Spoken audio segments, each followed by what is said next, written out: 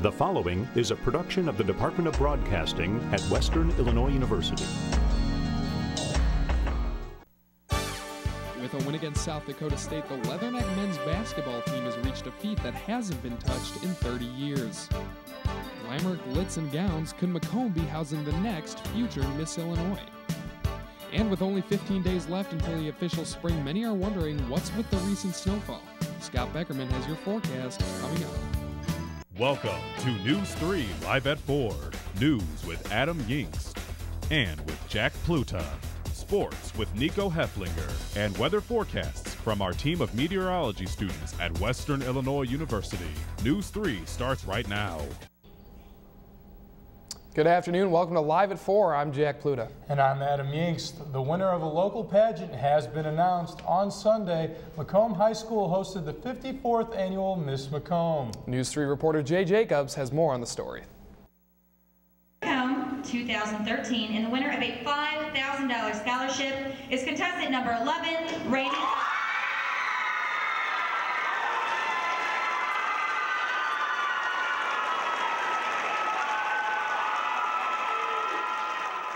2013 Miss Macomb Scholarship Pageant took place Sunday night at the Macomb Junior-Senior High School, where Western Illinois junior Randy Lasley was crowned queen. The Springfield native not only took home the crown, worth $5,000 in scholarships, but received $250 more for the best platform essay after a series of contests with 11 other contestants. Hundreds of people showed up for this year's 54th annual Miss Macomb pageant. 2012's Miss Illinois, Megan Irving, shared with News 3 the importance of these kinds of events. I think everyone should really know about this pageant. It's number one, the highest scholarship pageant in the state of Illinois. They're giving out $5,000 to the winner tonight. When I was Miss Macomb in 2011, I received $5,000. And let me tell you, even over at Miss America, talking to those other state title holders, I can't find another local preliminary that gives out that much money. Some states don't even receive that much money.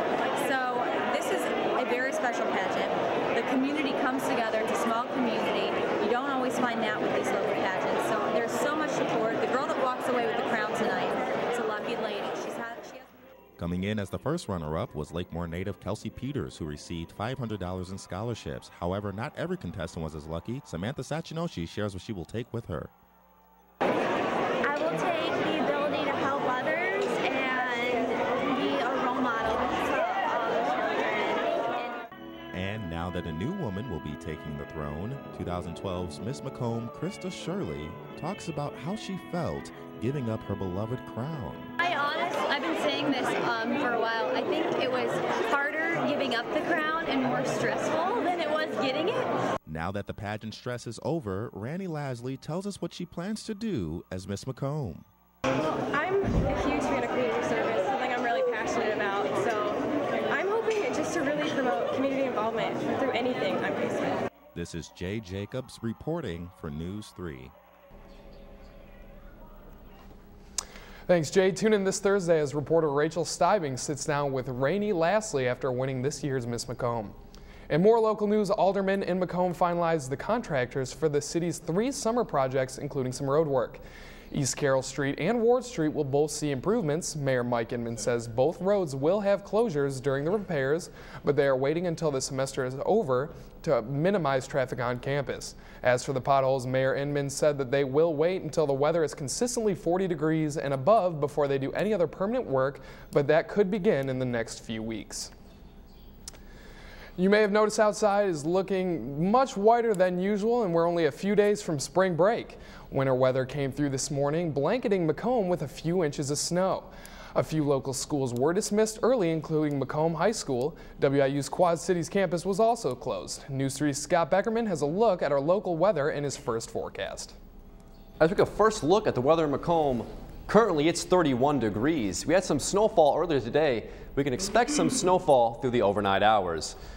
Most importantly, expect a warm up for this weekend as some seasonally springtime temperatures are headed our way. For the rest of the day, 60% chance of flurries, temp in the 20s, winds out of the northwest, and a wind chill of 15 degrees. As the sun goes down, so will those temperatures. Low of 19, wind chill of 6, and winds out of the northwest. That's all for now, but stay tuned in the next 10 minutes for my full weather forecast. Back to you, Adam and Jack. Thanks, Scott. The countdown to spring break has begun. Over the next few days, keep in mind a few things that will help keep you safe and your belongings safe. Keep your doors locked even if you only leave for a few moments. Do not leave your items unattained, and take your valuables with you when you leave for spring break. In addition to keeping your stuff safe, here's some tips to safeguard yourself. Trust your gut feeling. Use common sense. Be aware of your surroundings, walk in groups, and travel in well-populated areas. Well, what happens when Iron Chef meets the dining halls here at Western Illinois University? Live at 4's Pierce Roberson is here to tell us all about the Copper Chef competition.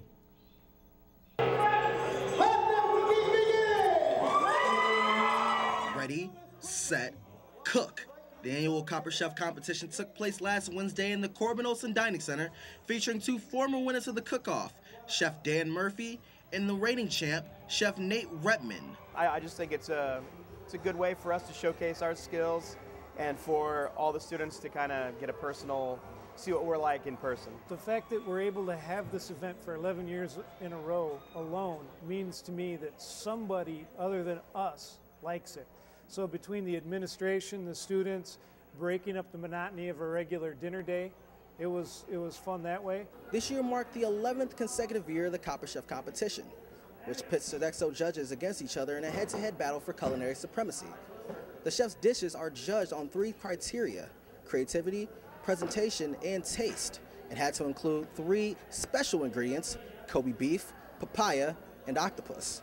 I told Chef Lawrence I've been planning on something like squid or octopus for the last 4 or 5 years, and it showed up, and I was like, what? So who won this battle of culinary giants? The winner goes to Chef Dan and his team. It was just a lot of fun up there tonight. We had a different format than before, and it was just a really good time. So it feels good, but really more of a feeling of fun than, you know, winning or losing to me right now. For Live at 4, I'm Pierce Roberson. Chef Dan Murphy said it was a joy competing against an amazing chef in Nate Redman. This was one of the closest Copper Chef outcomes ever, with 3 points separating the 2 contestants.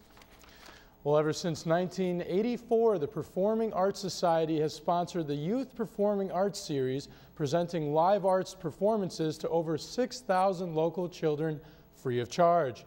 Tonight they are bringing the Squirm Burpee Circus to the WIU campus. The circus is a fantasy adventure featuring classic comedy with a variety of high-skill circus acts. The show starts at 7 p.m. in the University Union's Grand Ballroom. While the top of McDonough County Courthouse is getting a makeover. Representatives at the courthouse say they have received a grant worth $30,000 from the state. They say they are excited that the Historic Landmarks Dome is getting updated, but they are still figuring out how to fund the whole project, which will total $95,000. The Dickinson Mounds Museum is home to some rare pieces of the past. News 3's Dana Fulton takes us to Lewistown for a look at the rich history. That's the sound of history brought to life. Curious history buffs brought their collector's items and questions to a panel of archaeologists at the Dickinson Mounds Museum. Experts on hand Sunday say the majority of these treasures were found just walking through a cornfield. As archaeologists, we have the opportunity to look at Illinois' landscape periodically. People who collect artifacts have an opportunity to look at it much more than we do. So in many ways, they teach us by what they discover. Hundreds of articles have been brought in over the years, from broken pottery to arrowheads. Each one has potential to be a hidden treasure and a glimpse into Illinois' past. Some of the items even date back to prehistoric times. People often come in the door with an object and they'll say, is this 200 years old? And when we tell them it's 9,300 years old, it really surprises them. Archaeologists say each object has a story and played some role in our ancestors' lives. And by learning about these pieces, we're able to better understand our own history. Everybody needs to know their ancestry. And I think that it's something that we need to really kind of go back to a little bit. I mean, this is stuff that we need to save. Many artifacts have been donated to the museum from people hoping to preserve pieces of the past. But experts say museums also help provide a clearer vision for our future. Is really an opportunity for us to consider where we are today and how we came to be here. And then perhaps most importantly, in a sense, where are we headed? a concept these history buffs embrace. In Lewiston, I'm Dana Fulton. Thanks, Dana. The museum offers many exhibits and events for visitors to have the Mi'kwan experience. Last week, the Western Courier earned 12 awards at the Illinois College Press Association's convention in Chicago. Staff members earned awards in the feature, opinions, in-depth reporting, sports, and graphics categories. The opinions and photo staff also won awards for their work. The ICPA includes 39 colleges and universities in Illinois.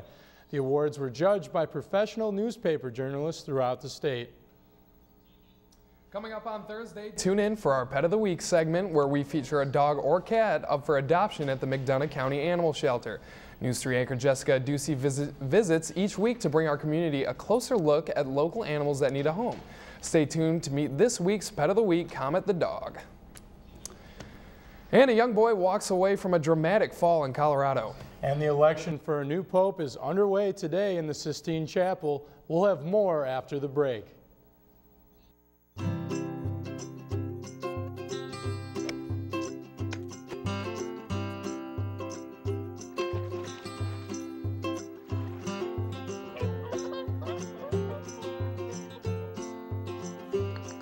Think you found every hazard out here today? Think again. The spot you missed could be a killer. That spot on your skin could be skin cancer. Fact is, if you're a man over 50, you're in a group most likely to develop skin cancer, including melanoma, the kind that kills one person every hour. 1 in 5 Americans is likely to develop a form of skin cancer during their lifetime. That's why your best shot is to check for a spot. It's easy. Follow through and check your skin. It could be the save of a lifetime. Go to spotskincancer.org to find out how. A message from the American Academy of Dermatology. If you could see anything in the world, what would it be? I'd love to see Paris. I like to see cupcakes falling from the sky.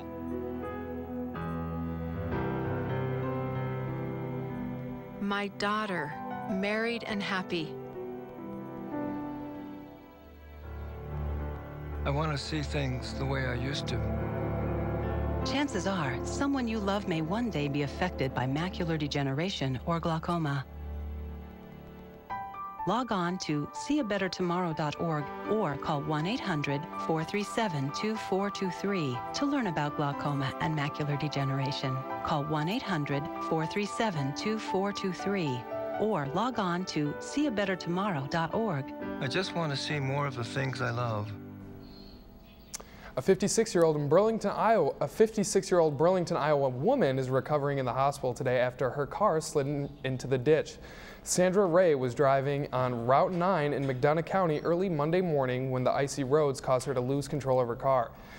We're told the car slid into a ditch, rolled over, and landed on its roof. A McDonough hospital ambulance took Ray to the Burlington Medical Center, although she did suffer injuries they have been describing as non-life-threatening. The election of a new pope is in progress. More than 100 cardinals gathered in the Sistine Chapel this morning. All of the electors have taken an oath and will vote until a cardinal is selected.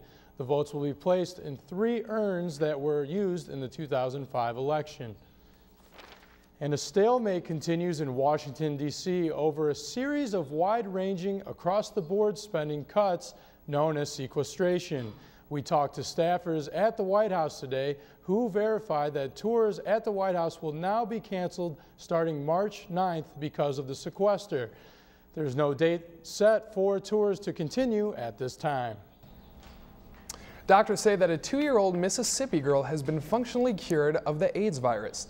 In this case, functionally cured means that the virus is not appearing with standard tests and lifelong treatments is not necessary. The findings of this case were presented at a medical conference on Sunday. The girl had received regular treatments since she was a baby and no longer shows detectable levels of the virus.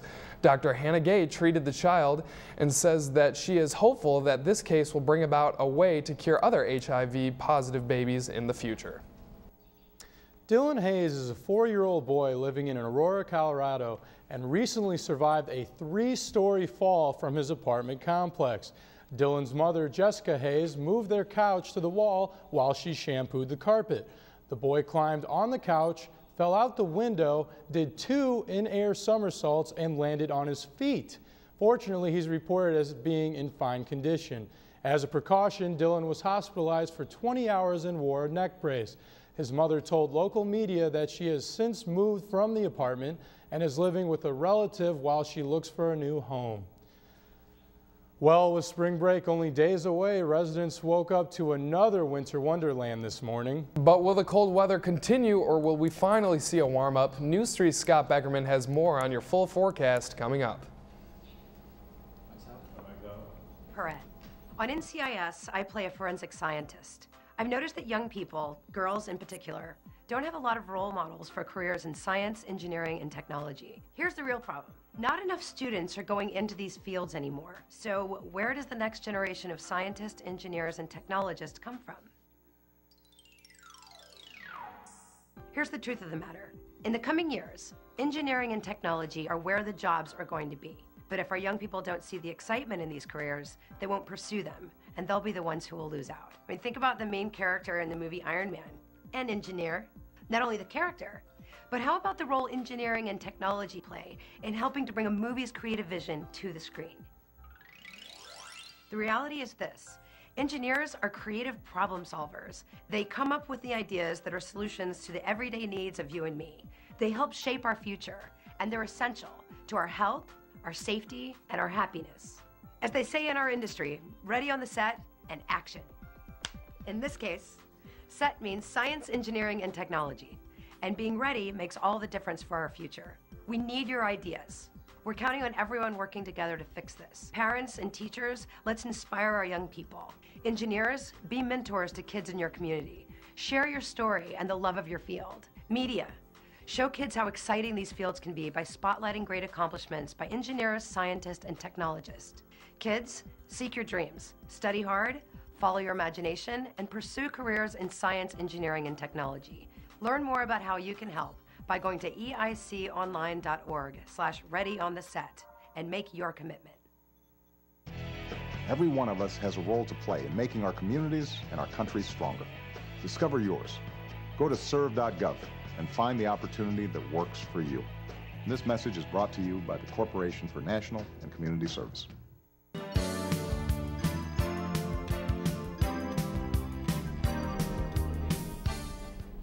Welcome back. Tomorrow it's going to be sunny, a high of 36, low of 20, and winds out of the northwest. The ALMANAC, the high today of 34, not quite as warm as the norm, but definitely warmer than 73 set back in 1910. The low of 19, not quite as cool as 28, but much warmer than -13 set back in 1960. We are near an equinox, which means 12 hours of daylight, 12 hours of nighttime, sunrise at 6:30. Take a look at the jet stream. This is what dominates our surface features. You can see Macomb is centered right at the base of this trough, which explains the northwesterly winds. More importantly, look out to the west. See this system, as it tracks east, it's going to cross over the Rockies. It'll create a surface low, and that should be the reason for some rain later on in the week. Take a look at our surface. You can see that most of the snow is off to the east, and Macomb is blanketed in clouds. Our regional radars, you can see that most is still pushing off to the east. But as this low pressure continues to rotate counterclockwise, these patches of snow off to the northwest should bring us some snow later tonight. Our regional snowfall, as you can see, this is a projected image for about 10 o'clock tonight, and you can see just in Macomb, we have some flurries. Our snowfall totals, we got about 1.5 inches of snow today. As you can see, Macomb right between the 1-inch and 2-inch bands. Our regional temps, it's 32 in Moline, 35 in Springfield, 37 in St. Louis, and 31 in Chicago. Our weekly outlook, Wednesday through Friday, it's going to be mostly sunny. Wednesday, high of 36, low of 20. Thursday, high of 40, low of 26. Friday, high of 47, low of 34. Saturday, it's going to be kind of cloudy, 20% chance of rain, high of 48, low of 38. And by Sunday, it's going to be warming up to the 50s, 60% chance of rain, low of 38. All right, well, it looks like it's warming up. That's great. We need that springtime temperature. Yeah. Excellent. You know what, Nico, what an awesome way to finish out the basketball regular season for both teams. Yeah, it really was, in case you weren't there. Senior night brought about some great memories for the graduating Leathernecks. I'll have the highlights coming up next in sports.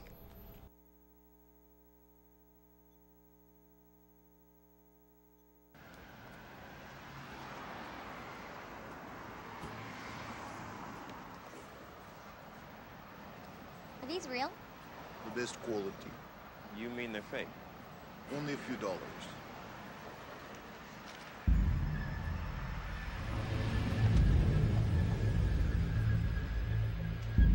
Only a few dollars.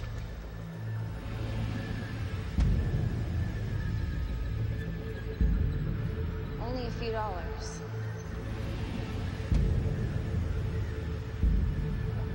Only a few dollars. Only a few dollars. It's not only a few dollars. Counterfeit goods take away jobs, and many are tied to violence and crimes, including child labor, drugs, and gangs. You have the power to stop it. Know the real cost. Don't buy counterfeits. Your heart rate's a little fast. Cause of death, acute myocardial infarction. Have you tried a weight loss program? Likely caused by type 2 diabetes and heart disease. Still smoking? Victim's lungs are black and scarred. You can get a physical exam now, or you can get one later. Talk to your doctor about a physical. Learn how to lower your risk for type 2 diabetes and heart disease and live a healthier life. People have good hearts. During times of disaster, they donate food, clothing, and other necessities. However, this leads to the cost of packing, transportation, and storage, which is why money is more effective. Give with your heart. Cash is best. For more information, visit www.cidi.org.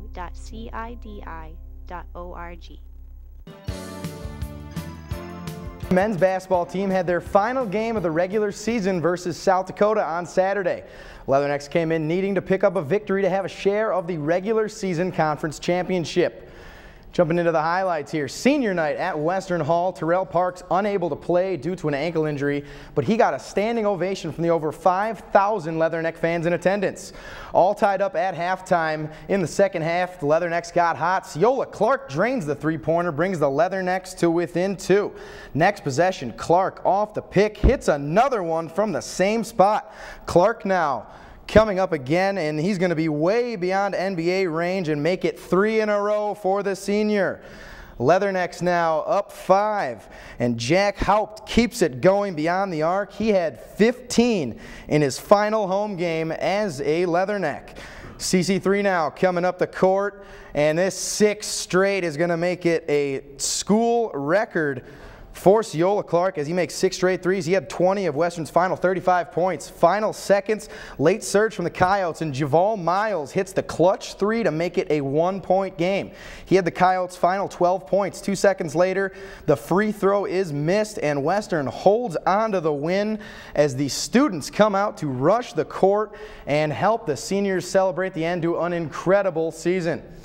Western Illinois picks up their school record 21st victory of the season and wins their first Summit League title since joining Division I basketball. Ciola Clark tied a career high with 27 points and was named Co-Summit League Player of the Week. Clark and the Leathernecks will look to stay hot heading into the conference tournament. They once again take on the Coyotes this Saturday at 8:30. Western defeated the Coyotes twice this season. Both wins were by 2 points. Western's women's basketball team also looked to carry some momentum into the Summit League tournament. After winning 3 of their last 5 games, they got set to take on the Oakland Golden Grizzlies at Western Hall. Michelle Salvatore and the rest of the seniors enjoying the pregame festivities at Western Hall, and Sole Conta-Taite hits the layup with the contact, and the Leathernecks never looked back as they kept the lead for the entire game. Michelle Salvatore now grabs the offensive rebound, finds Conta-Taite, buzzing. Sole had a game-high 20 points. Michelle Maher now, the freshman, dishes this off, gets it right back. She's going to hit this 3 of her own. Western made 9 of them in the game.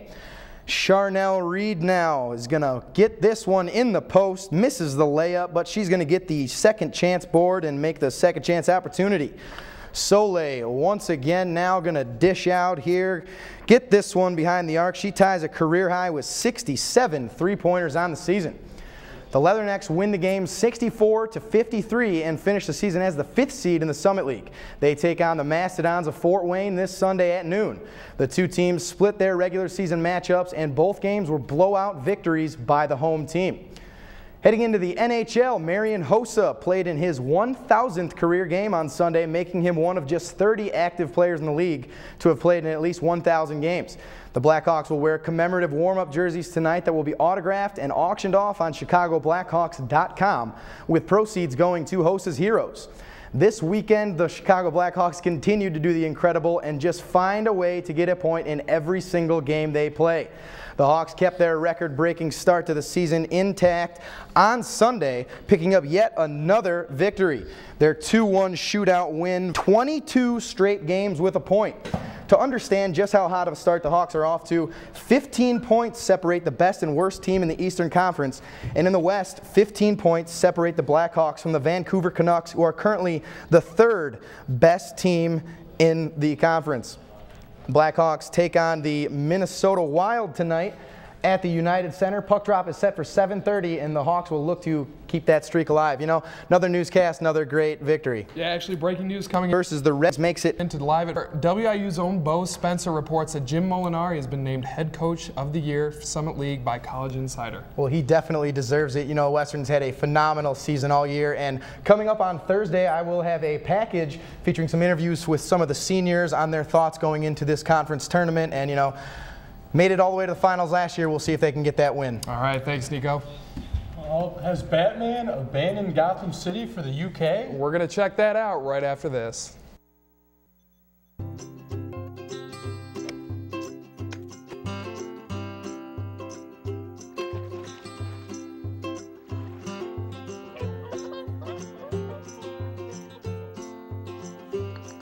Think you found every hazard out here today? Think again. The spot you missed could be a killer. That spot on your skin could be skin cancer.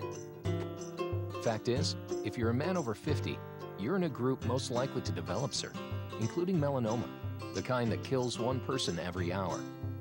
1 in 5 Americans is likely to develop a form of skin cancer during their lifetime. That's why your best shot is to check for a spot. It's easy. Follow through and check your skin.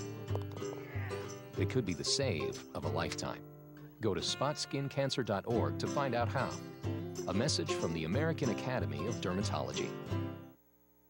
If you could see anything in the world, what would it be? I'd love to see Paris. I like to see cupcakes falling from the sky.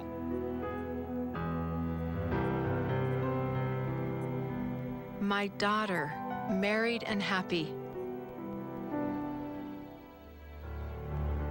I want to see things the way I used to. Chances are, someone you love may one day be affected by macular degeneration or glaucoma. Log on to seeabettertomorrow.org or call 1-800-437-2423 to learn about glaucoma and macular degeneration. Call 1-800-437-2423 or log on to seeabettertomorrow.org. I just want to see more of the things I love. A man in the UK dressed up as Batman and turned in a wanted criminal. West Yorkshire Police Department released these photos on Monday. The so-called superhero dropped off the suspect last week. The man that he turned in was charged with fraud and handling stolen goods. And we have some breaking news. Venezuelan dictator Hugo Chavez has died. We will have more on this information on Thursday. But you know what? That's all the time we have this afternoon. For Nico Haeflinger, I'm Jack Pluta. And for Scott Beckerman, I'm Adam Yingst. Have a great evening.